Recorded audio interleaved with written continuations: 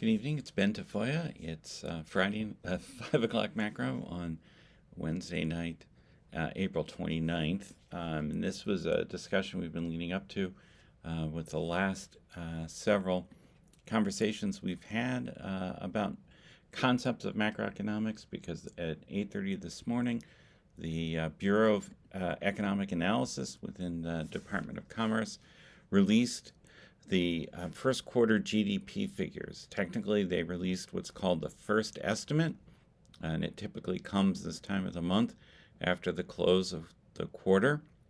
So for GDP purposes, the first quarter ran through the end of March, and the numbers, as we anticipated, were very weak. It posted a decline of 4.8% on an annual basis. That's the real GDP, inflation adjusted GDP decline on an annual basis was 4.8%.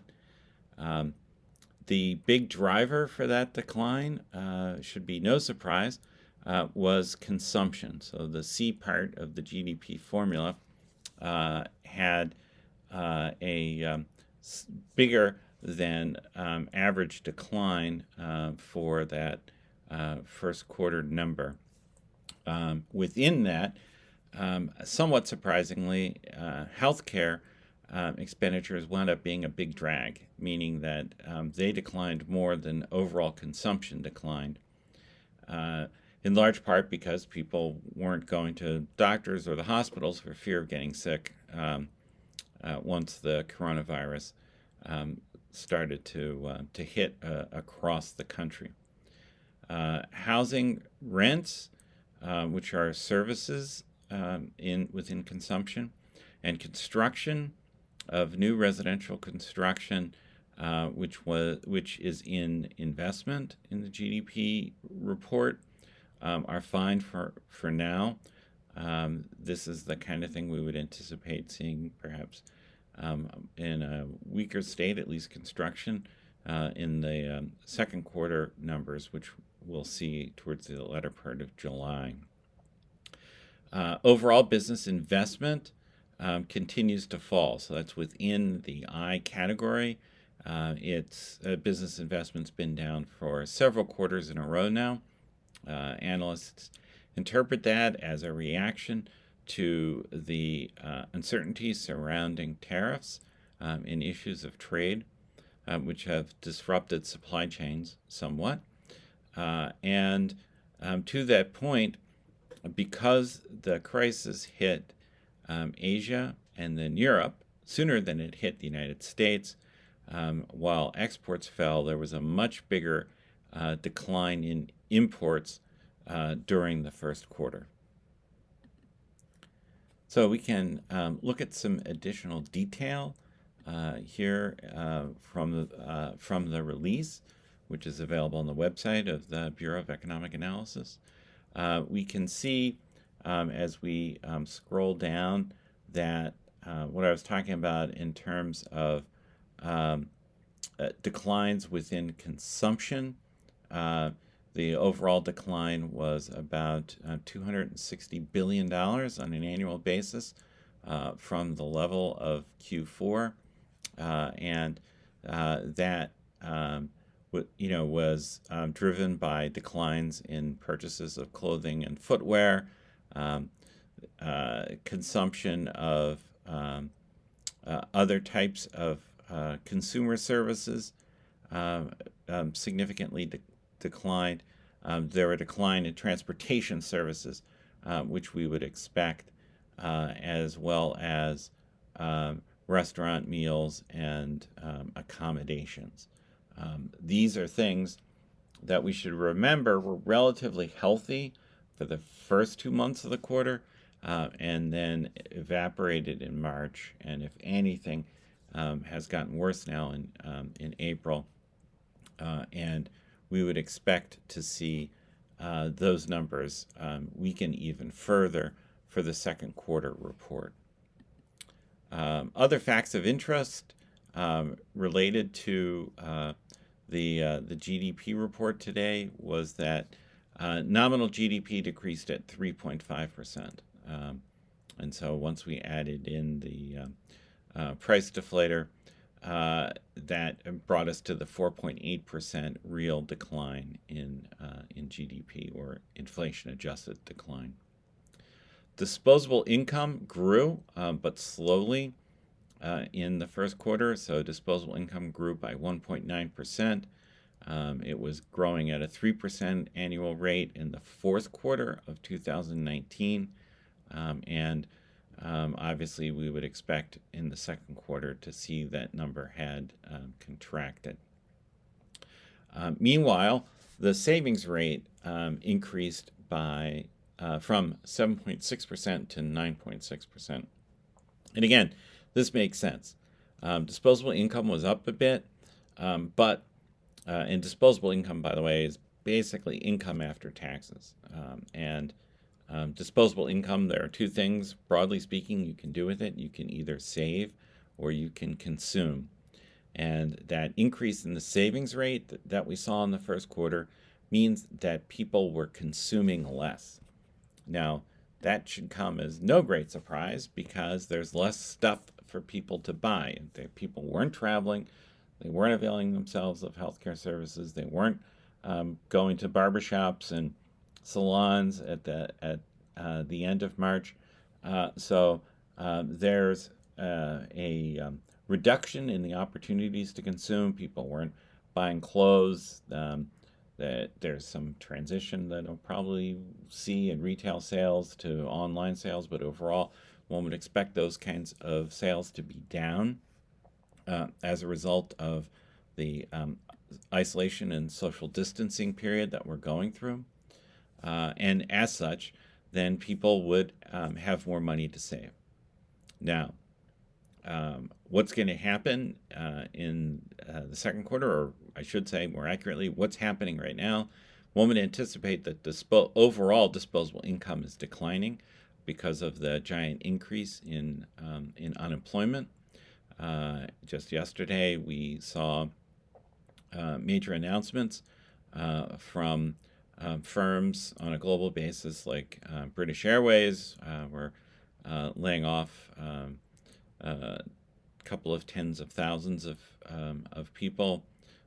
We see other kinds of reports of mass layoffs as a result of the ongoing crisis and the lack of business.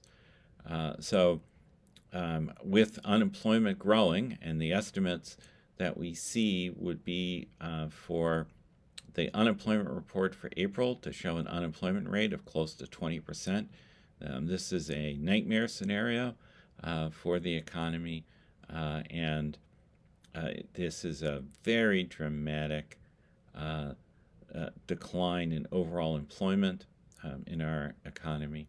So one would expect that will also force down disposable income. At the same time, people who are unemployed are going to eat into their savings, or they're going to dissave, meaning they're going to borrow money to meet their living expenses, and that savings rate probably won't stay at that 9.6% just out of necessity. When we take a look at the unemployment numbers that we expect to see next week, so they're released on the first Friday of the month, and while May 1st is a Friday, typically in these kinds of months, the report for unemployment will come out on the second Friday. We'll see a very high number unemployment, and probably in excess of 20%. There was a very well-regarded economist named Arthur Okun who hypothesized about a relationship between changes in output, GDP, and employment. And what he simply said is that if there's a 2% drop in real GDP, which is the inflation-adjusted GDP, that will mean there'll be a 1% increase in unemployment. And we work that backwards then sometimes as well, meaning that if we see an unemployment rate of 20% through the end of April, and we know we started off with an unemployment rate before the crisis began of something like 3.5%,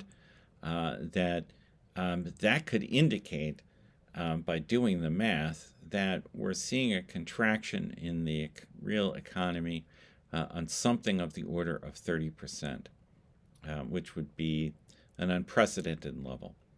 We've never seen that kind of contraction in this short of time, certainly not in any modern era. The contraction for the Great Depression wasn't anywhere near that. This is a sort of stunning reversal of economic fortune for the United States, and our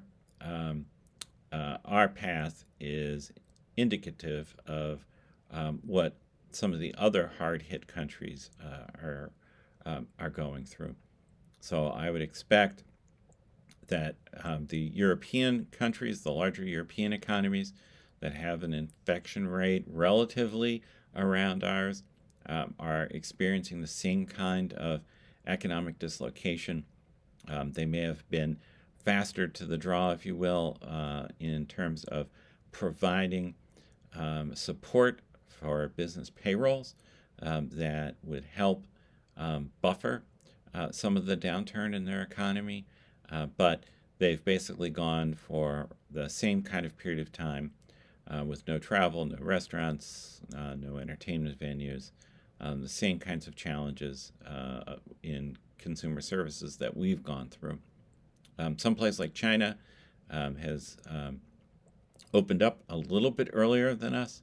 They've been bringing people back to their offices in various cities. And just heard that Beijing apparently is going to be bringing people generally back to their offices on this coming Monday, the beginning of May, and that people are very slow to adjust to the previous form of social gathering and purchasing, which is a structural challenge that we'll face here once we get the virus under control. And even in those little bits of places, we've seen that folks are very tentative about going back to restaurants and other kinds of consumer services that they regularly went to before the crisis, just because of sort of the ongoing fear of infection.